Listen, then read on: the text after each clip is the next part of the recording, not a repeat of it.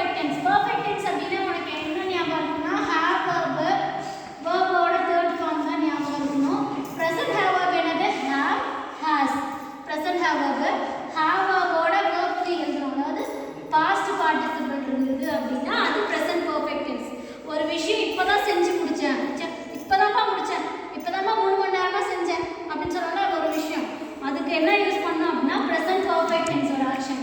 For example just now இப்பதான் கொஞ்சம் முன்னாடி முடிச்சேன். ஃபார் இப்பதான் அந்த ப்ரிபோஷன் இந்த just nowன்ற அட்வர்ப்லாம் பார்த்தா ஓ இப்பதான் கொஞ்சம் முன்னாடி இந்த ஆக்ஷன் முடிஞ்சிருக்கு. அப்ப நம்ம அதுக்கு என்ன யூஸ் பண்ணனும் present perfect tense யூஸ் பண்ணனும்.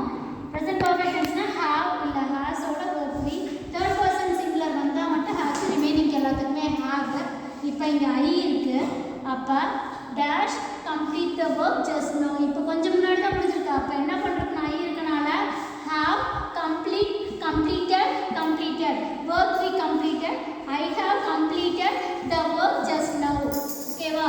அப்ப பாஸ்ட்க்கு பிரசன்ட்க்கு ரிலேட்டிவ் இருக்க டென்ஸ் நாம பிரசன்ட் பெர்ஃபெக்ட் டென்ஸ்ல எழுதலாம். ஓகேவா? நெக்ஸ்ட் just before கொஞ்சம் முன்னாடி தான் முடிஞ்சிச்சு. அப்ப I had he இருக்கு.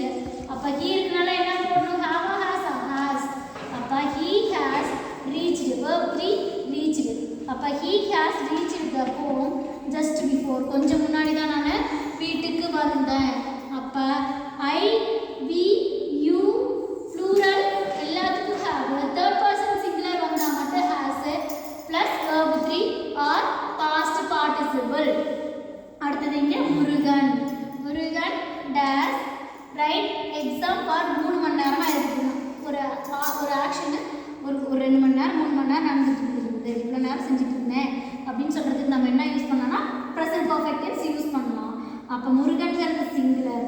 அப்ப has written exam for 3 years.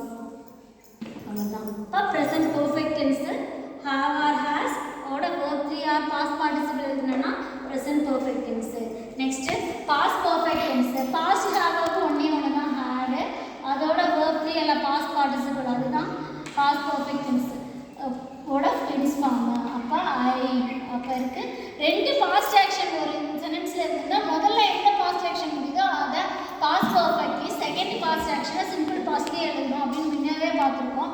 அப்ப I had finished the project. ஆல்ரெடின்ற வேர்ட் ஏற்கனவே முடிஞ்சு போச்சு அப்படின்றதுக்கும் நாம past perfect tense யூஸ் பண்ணலாம். அப்ப I had finished the project already. ஏற்கனவே முடிச்சிட்டேன். அப்ப had finished.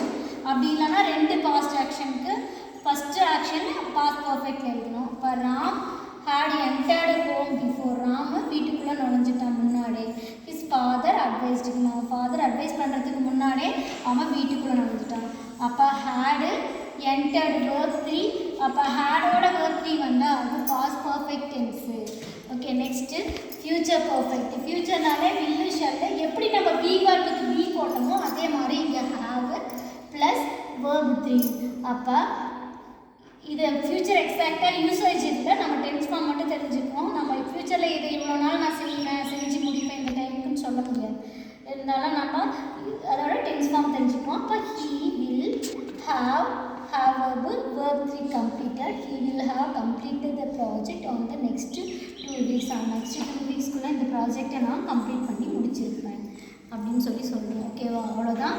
அப்ப present perfect tense, past perfect tense, future perfect tense இந்த வீடியோல பார்த்தோம். நெக்ஸ்ட் வீடியோல present perfect continuous tense, past perfect continuous, future perfect continuous பார்க்கலாம்.